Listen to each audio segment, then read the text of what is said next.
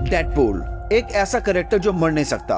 उसकी बॉडी इतनी fast heal करती है कि अगर उसका एक हाथ कट हो जाए तो वो कुछ ही घंटों में वापस ग्रो हो जाता है। Sounds impossible, right?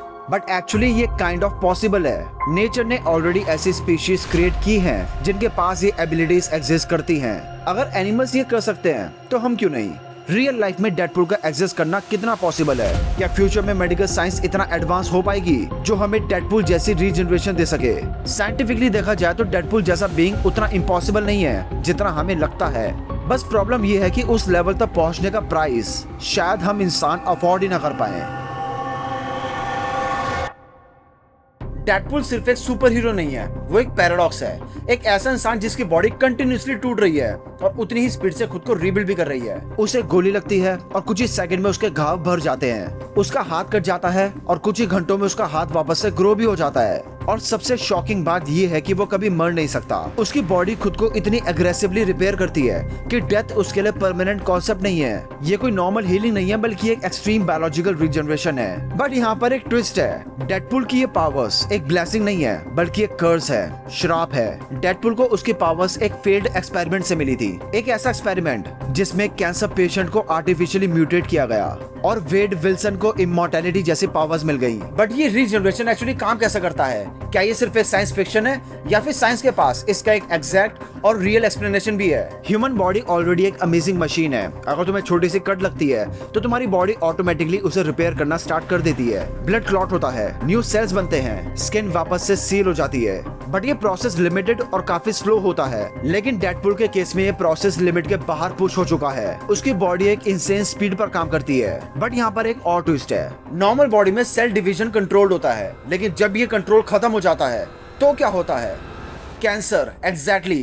कैंसर भी बेसिकली अनकंट्रोल्ड सेल ग्रोथ ही होती है और डेडपूल के ओरिजिन में भी वो एक कैंसर पेशेंट था। तो थ्योरेटिकली उसका हीलिंग फैक्टर उसके कैंसर के साथ मर्ज हो गया और एक ऐसी कंडीशन क्रिएट हुई जहाँ पर उसकी बॉडी कॉन्स्टेंटली डिस्ट्रॉय और रीबिल्ड हो रही है। एक सेकंड में सेल्स मरते हैं और नेक्स्ट सेकंड में नए सेल्स उसकी जगह ले लेते हैं। अब ये कोई स्टेबल सिस्टम नहीं है बल्कि एक परफेक्टली बैलेंस्ड इंस्टेबिलिटी है।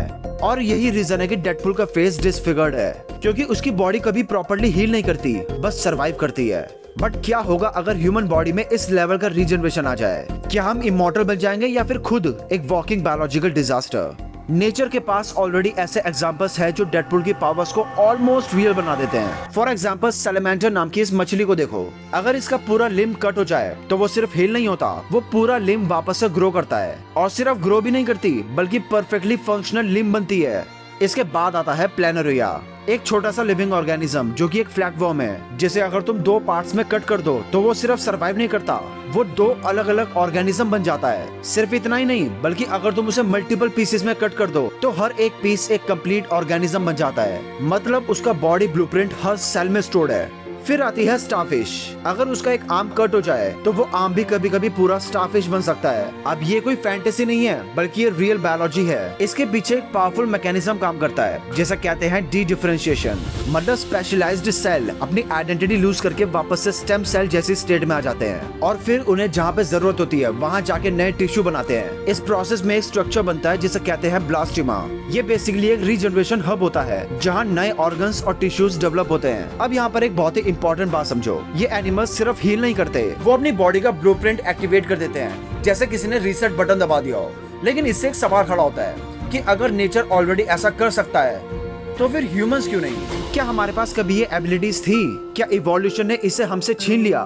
क्योंकि सच ये है कि ह्यूमन बॉडी में भी थोड़ी बहुत रीजनरेशन एग्जिस्ट करती है, लेकिन बस वो डेडपूल के लेवल तक कभी नहीं पहुंचती। जरा इमेजिन करो एक ऐसी दुनिया जहाँ पर ह्यूमंस अपने लॉस्ट लिम्ब को वापस से ग्रो कर सकते हैं। सुनने में ये एक परफेक्ट दुनिया लगती है, लेकिन हर पावर के साथ एक प्राइस भी आता है। और अगर ह्यूमंस ने ये पावर अनलॉक कर ली तो शायद हम डेडपूल नहीं बनेंगे बल्कि शायद हम कुछ और बन जाएंगे, कुछ ऐसा जो इंसान से ज्यादा पावरफुल होगा लेकिन अंदर से उतना ही डेंजरस भी। अभी तक तुमने देखा कि डेडपूल की रीजनरेशन पावर कितनी ज्यादा इंसेन है और कैसे नेचर में ऐसे एनिमल्स एग्जिस्ट करते हैं जो अपने लॉस्ट बॉडी पार्ट्स को वापस से ग्रो कर सकते हैं। लेकिन फिर भी सवाल वही है कि अगर नेचर ऑलरेडी ऐसा कर सकता है तो फिर ह्यूमंस क्यों नहीं? सच ये है कि ह्यूमन बॉडी ऑलरेडी रीजनरेट करती है। हर रोज हर सेकंड तुम्हारी स्किन कंटिन्यूअसली रिन्यू होती रहती है। तुम्हारा लिवर डैमेज होने के बाद भी अपने आप रिपेयर कर सकता है। इवन तुम्हारी बोन्स ब्रेक होने के बाद भी वापस से जुड़ सकती है। तो टेक्निकली हम ऑलरेडी एक लेवल तक हीलिंग कर सकते हैं, लेकिन हीलिंग और रीजनरेशन में डिफरेंस है। हीलिंग का मतलब होता है डैमेज को पैच करना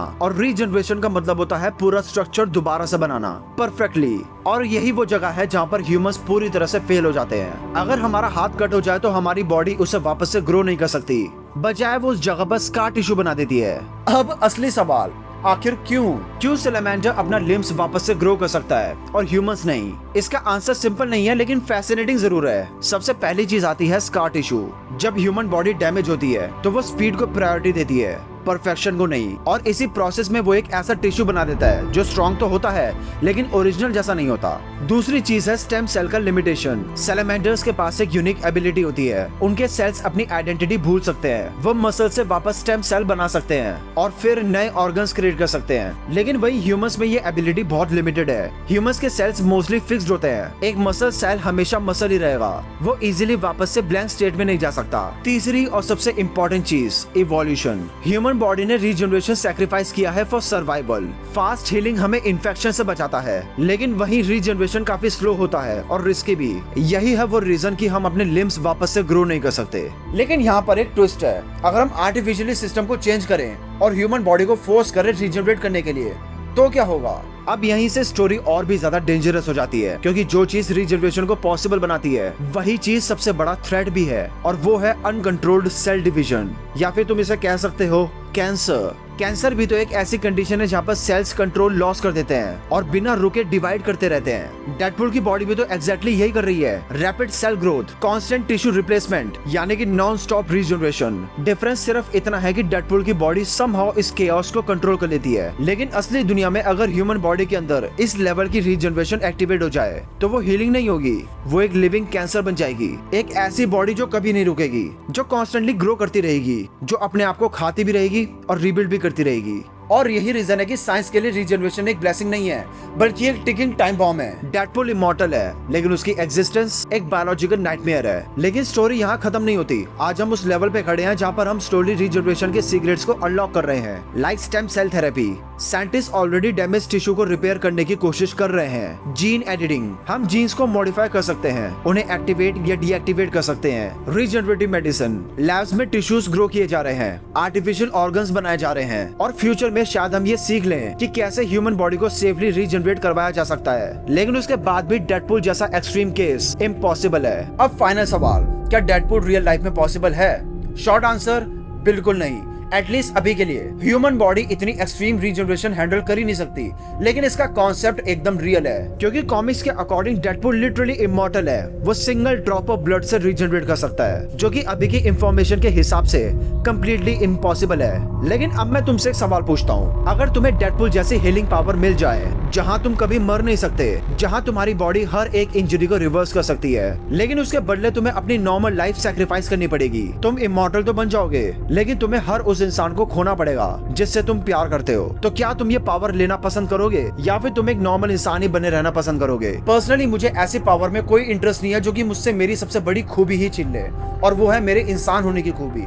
इंसान पैदा होता है, जिंदगी जीता है और एक दिन मर जाता है। यही चीज हमें वैल्यूबल बनाती है। जिंदगी जीने का मजा तभी है जब वो आपके पास लिमिटेड हो। अगर आपकी जिंदगी कभी खत्म ही नहीं होगी तो आप जियोगे नहीं, बल्कि सिर्फ सरवाइव करोगे, जिंदा लाश बन के रह जाओगे। बाकी तुम्हारा इसके ऊपर क्या पॉइंट ऑफ व्यू है, तुम कमेंट करके जरूर बताना। अगर तुम्हें ऐसे साइंस और सुपर हीरोज के डीप ब्रेकडाउन्स पसंद है तो चैनल को सब्सक्राइब जरूर कर देना, क्योंकि नेक्स्ट वीडियो में हम एक ऐसी पावर को एक्सप्लोर करने वाले हैं जो कि लगती तो साइंस फिक्शन है, लेकिन रियलिटी के बहुत ही करीब है।